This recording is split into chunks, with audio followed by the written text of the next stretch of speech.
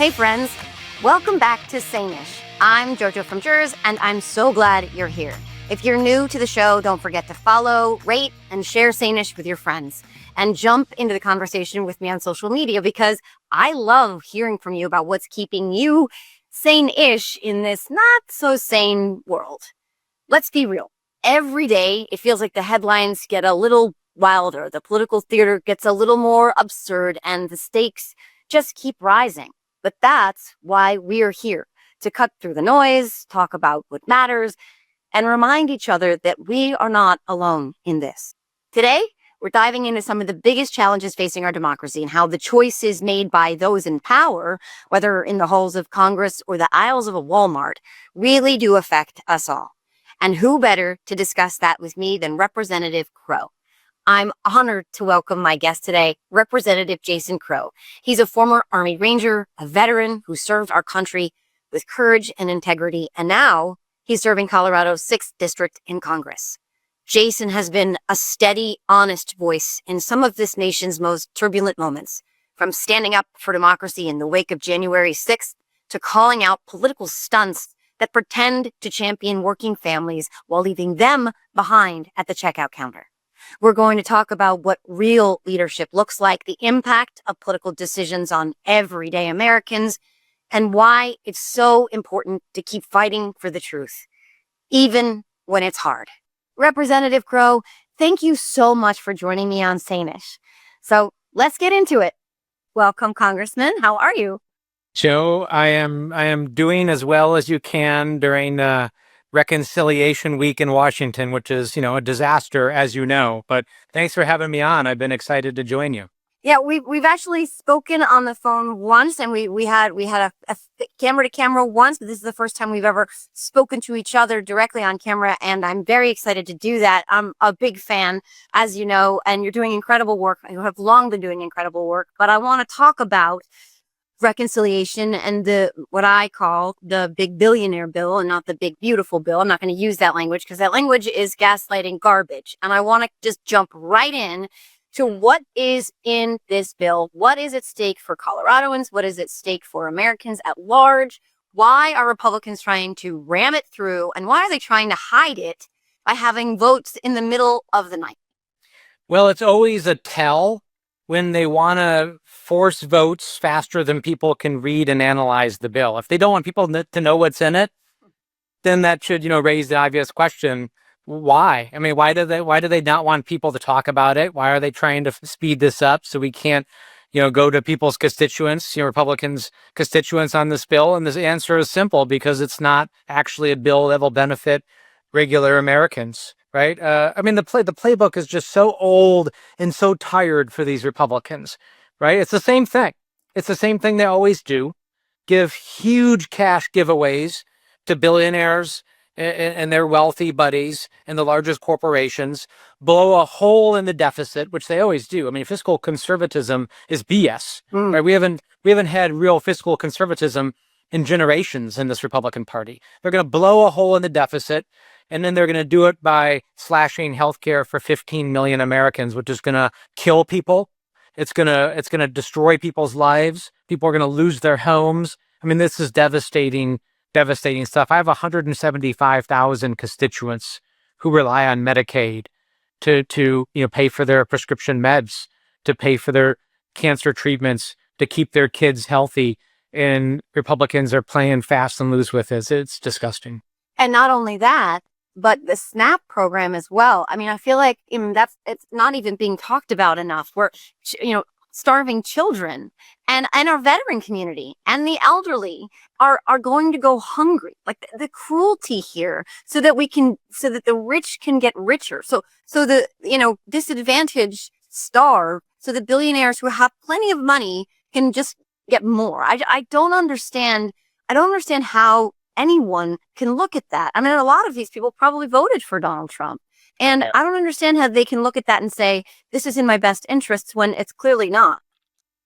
Yeah, I mean, that's why we have to talk about it. That's why we have to reach out to folks and explain very clearly what this bill does and doesn't do.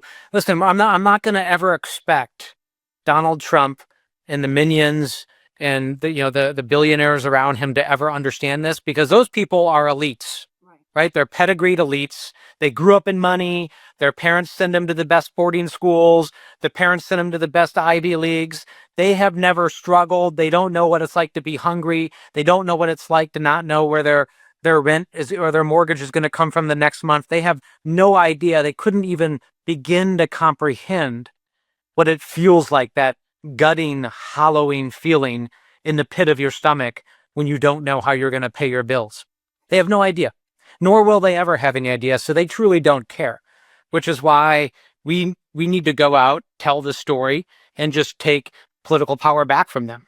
Yeah, I mean, to that end, I was an educator. I was a paraprofessional for almost 7 years, and I saw children in my school who were starving. You know those kids, right? Yeah. And what it does to a child to have to contend with that unabating hunger while trying to learn, it is next to impossible. And actually, I was an educator in the middle of COVID, and one of the upsides of COVID was that every child in the school was given a free lunch and a meal to take home. So those kids were getting meals regularly that after they removed that program, they were no longer getting. But as an educator, I was also not making a real living wage. So as a newly separated mother of two, I was on the other end of that, where I couldn't afford groceries and utilities. And I, for the first time in my adult life, was unable to picture how I was going to support my children, keep a roof over our heads, keep the electricity on, keep the oil on. And until you have called a utility company and cried and begged them to please make sure you have enough oil to just heat your home so that your kids don't freeze, I don't think you can understand. And Donald Trump thinks that the biggest worry that American families have right now is whether they can have 30 dolls or they have to do with 2, 5 pencils or 50. The pencils is ridiculous, but really, I'm not worried about $30 for my daughter. I was worried about keeping the lights on and the water hot and food on the table. And that's what they just don't understand. Yeah, I mean, the picture that you paint from that experience you had, Joe, is what I see all the time. It's what we grew up with. It's what we deal with in our communities. It's what we immerse ourselves in, because those are the people that we represent. That those are the people that we're fighting for, and they'll never get it. They just will never get it. And that's why when Donald Trump and the people around him, they love this refrain. They're like, "Oh, tariffs are going to just impose short-term pain for long-term gain." But when they say that, they're not talking about their pain. They're talking about everybody else's pain. Right. Our pain, the people on our block, people in our communities. Those are the people who will feel the pain. And what we know is that short-term pain can be catastrophic. That if you are living month to month, paycheck to paycheck, short-term pain means you lose your house. It means you go without insulin. And then that's just crazy. Right. So again, I mean, it leads us down the same path. The same path is these people don't understand. They don't have any humility. They lack in the basic humanity that you need to be a leader. And the lack of that humanity and basic understanding of the people whom they are supposed to be leading means that they shouldn't be. Right. 100% agreed. And you couple all of this with the impact of what I call the Trump taxes, which is the Trump tariffs, which are now raising prices. And Walmart came out and said, we are going to have no choice. And Walmart is one of the biggest buyers, if not, I think, the biggest buyer in this country. And if Walmart is saying that, then other stores will be following suit. And I can speak to this again personally because my friends here in New Jersey are talking about the fact that they're not shopping as much. They're holding on to their money. They're hoarding their money because they're expecting things to get much worse. So you take all of this, and in the midst of that pain, where the increase in the cost of everything, and then you add what's in this bill, I mean, it's really an unrelenting attack on anybody who isn't in the billionaire class in this country. Will Trump voters, will Republican voters, will they understand that? Like, how do we get them to hear you and I? And I know you're having a town hall coming up with Senator Bennett, I think, right? Next week, maybe. That's a great way. So let's talk about how do we reach those voters too, so that they understand who is responsible and who owns these and what the Democrats will do to fight to change it. Well, first of all, we have to go everywhere. We have to go to them. Right? People are busy. People are working multiple jobs. They're working the night shift. They're raising families. They're shuttling kids to practice. They're doing club. I mean, there's a lot of things pulling for everyone's time, right? So you can never expect people to come to you. Right? We have to go to them and we have to be creative about it. That's why I do, regular town halls. I do telephone town halls. I do employee town halls. I do church roundtables. I go to Rotary clubs. I go to the chambers of commerce. Like, you got to go where people are in all the different contexts. And, we got to do some of our own zone flooding, right? Steve Bannon talks about flooding the zone. Yeah. Well, hell with that. We're the ones that are going to flood the zone. Yeah. We're going to go. That's why I go on Fox News all the time. I love that. Right? Because I'm going to go everywhere. That's one. And we all need to do that. That's just not for electeds. I mean, you do it. We all need to do it.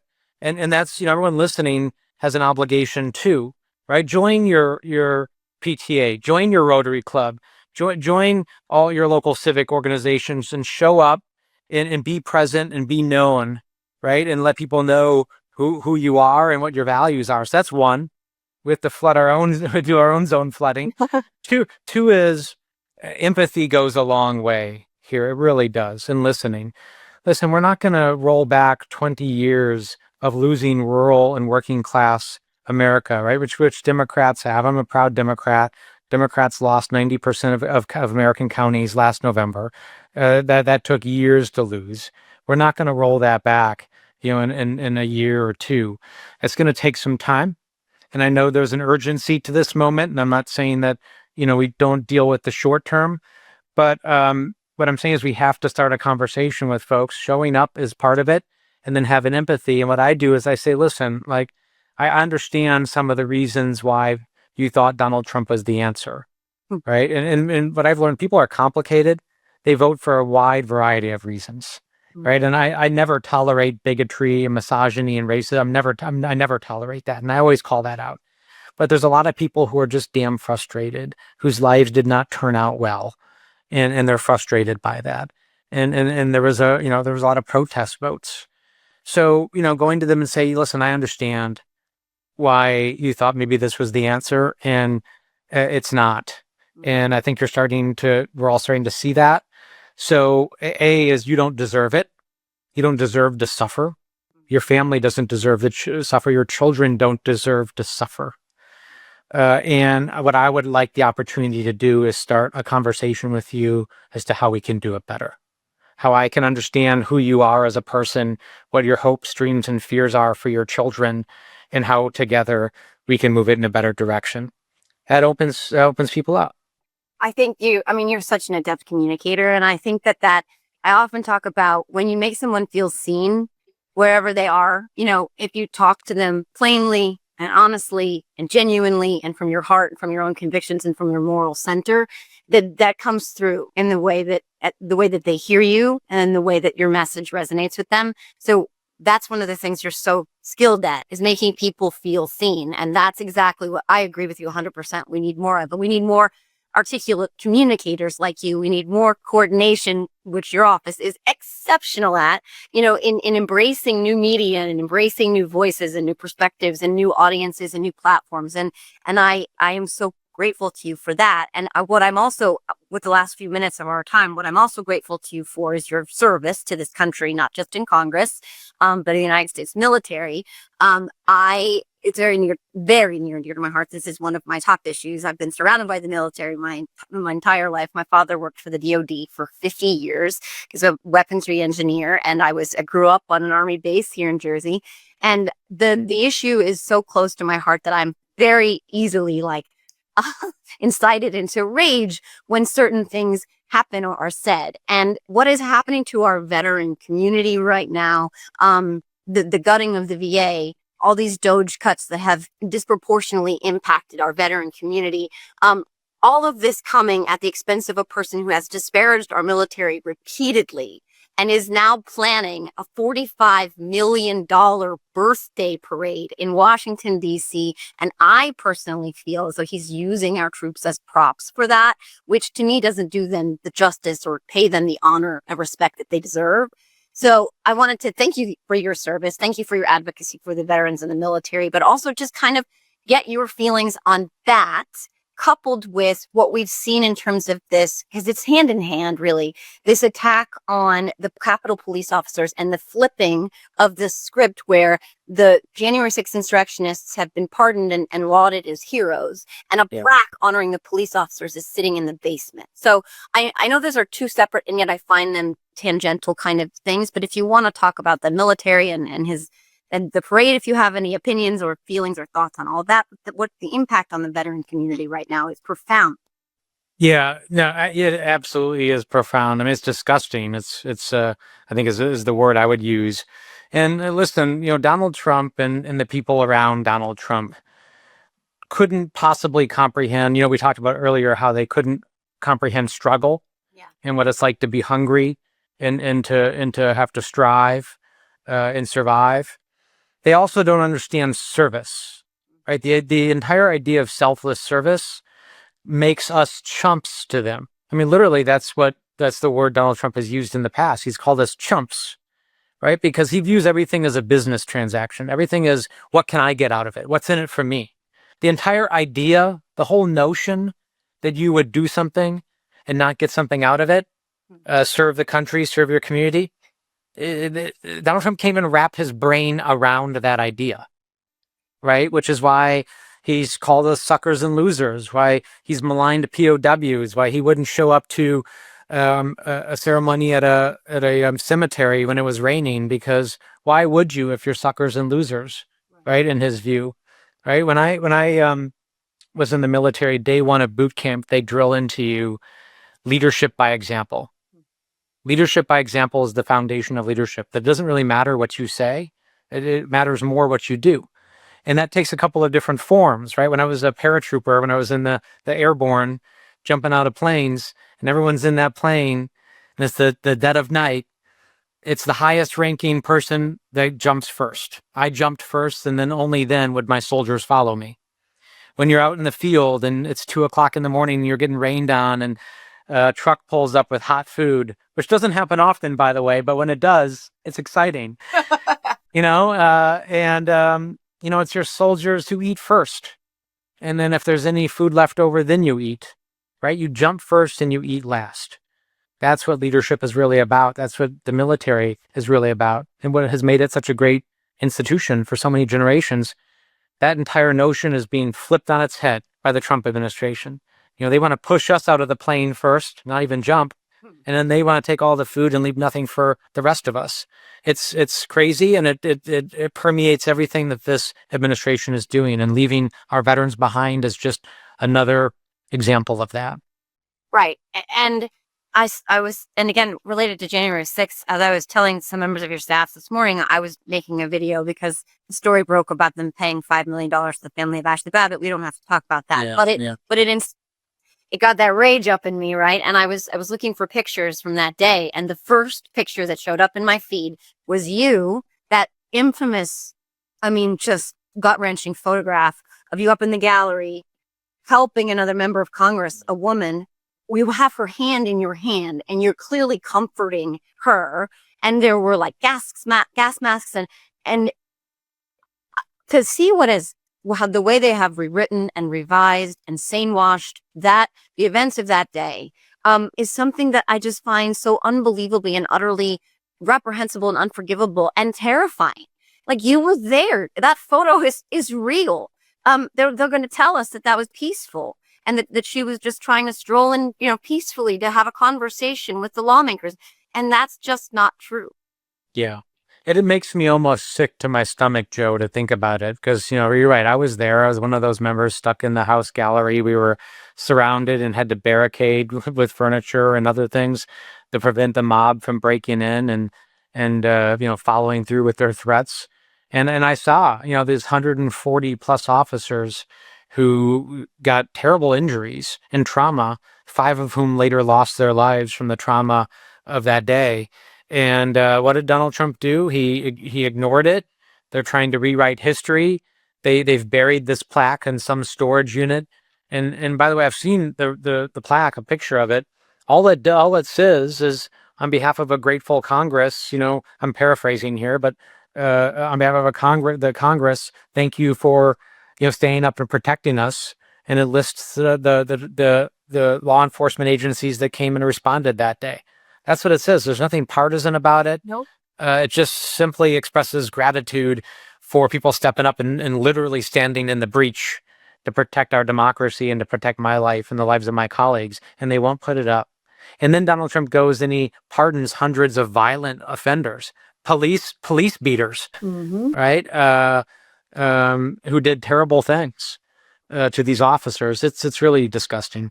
It is, and it can be very dispiriting and disheartening. And that's another thing about the times that we live in. I think when I talk to people and when I'm really looking inward myself, it can feel overwhelming right now. And I know a lot of people want to tap out. They can't. They're like, I don't know how you do it, Joe. I don't know how you talk about this all the time. It's so depressing. I can't. I just want to put my head in the sand. I just want to ignore it.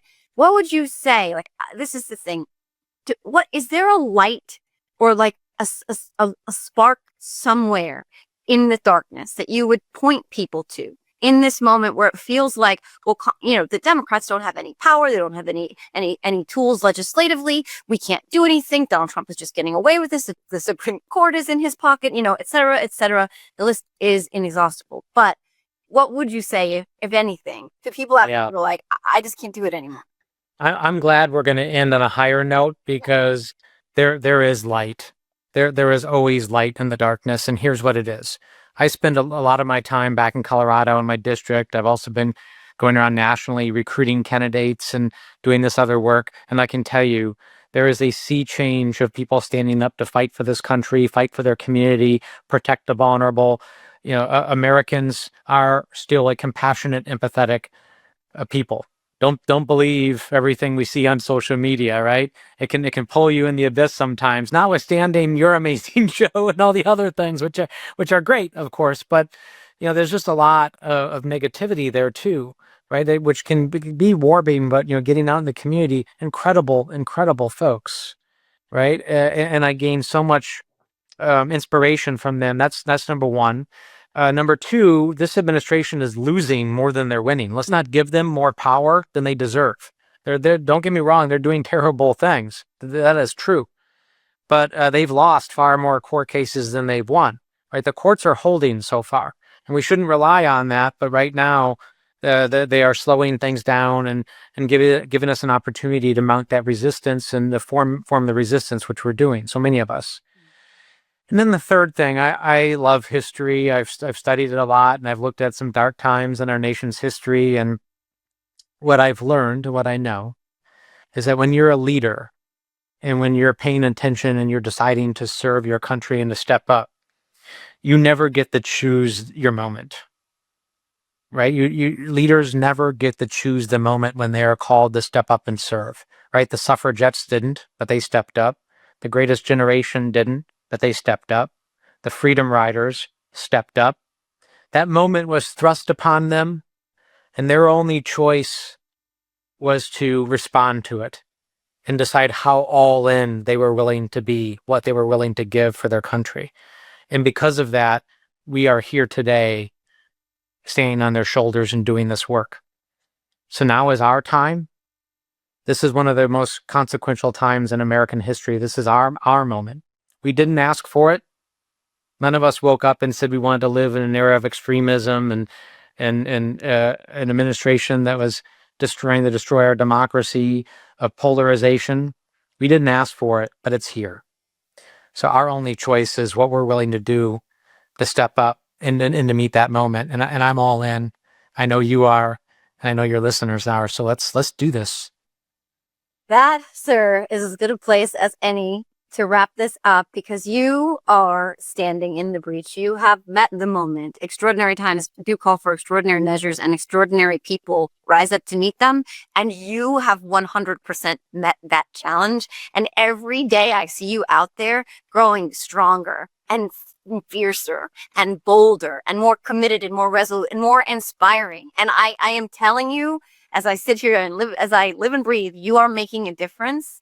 Because if one person out there, if you light a spark in one person's ass, and I swore, there it is, I swore.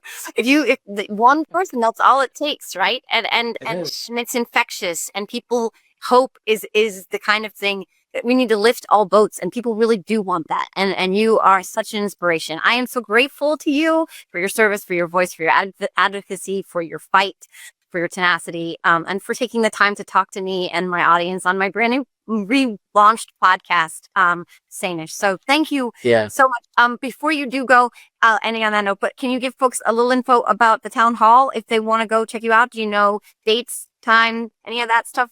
Is that next week? Can we? Yeah, we're pushing out via social media. So pay attention to all of my social media handles and platforms, and we'll send out all the information when we pin down the details. So Okay, great. Obviously, Coloradans, we'd love to have you join us. That's awesome. I think it's incredibly important, not just, like you said, to show up actually where they are, not just to talk at people, but to talk to them. So yeah, absolutely. I'm grateful for you, Joe. Thank you. Thank you, Congressman. That's it for today's episode. A huge thank you to Representative Crow for his candor, his service, and his commitment to protecting our democracy. And a special shout out to his family for sharing him with us and supporting the work that keeps him fighting for all of us. If you enjoyed this episode, please rate, follow, and share Sanish with your friends. And don't forget to connect with me on social media. I'm at JoJo from Jers everywhere. Thanks for listening, and until next time, stay strong, stay sane-ish, and take care of each other.